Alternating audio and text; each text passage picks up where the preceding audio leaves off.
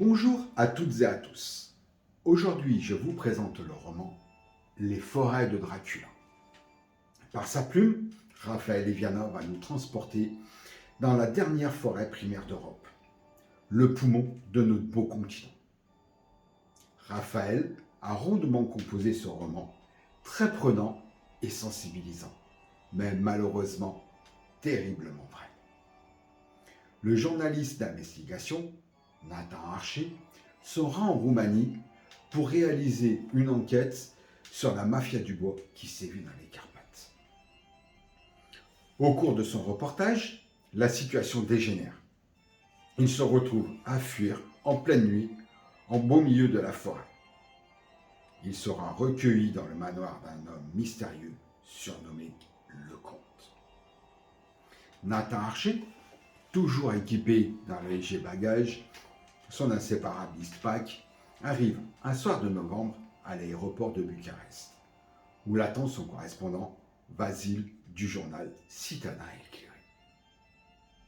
Ce dernier va le déposer à son hôtel, et bien sûr, Nathan Archer n'oubliera pas d'envoyer un petit message rassurant à sa compagne Élise, toujours inquiète à chacun de ses déplacements aux quatre coins de la planète.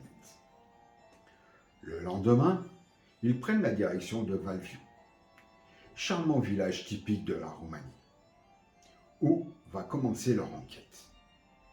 Ils vont retrouver leur informateur et les guides qui vont les accompagner dans la forêt des Carpates afin de mener à bien leur investigation. Jusqu'au moment où tout bascule. Une fuite effrénée commence à travers la forêt. Est-ce une question de vie ou de mort? Les compagnons vont-ils être séparés? Que va-t-il se passer?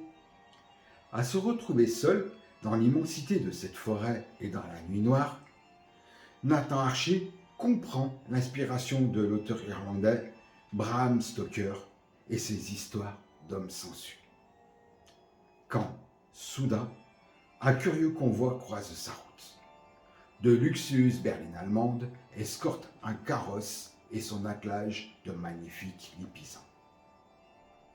Mais qui est cette femme Oana? Va-t-elle la sauver d'une mort certaine?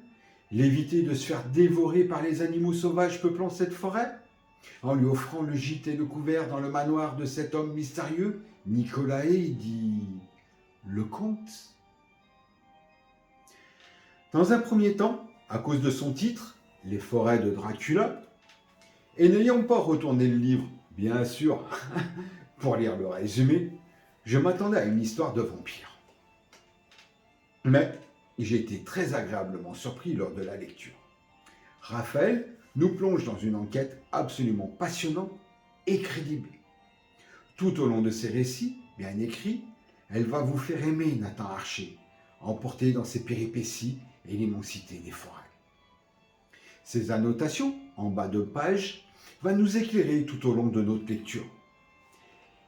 Et vous retrouverez à la fin du roman tous les liens se rapportant à l'exploitation du bois dans les pays de l'Est. Aussi bien la Roumanie, la Biélorussie, l'Ukraine, la Sibérie et bien d'autres encore. Quant au dénouement des aventures de Nathan Archer, je vous les laisse découvrir lors de votre lecture. Note à ce roman, 5 étoiles sur 5. Je vous souhaite une très bonne soirée et à très bientôt pour une nouvelle chronique.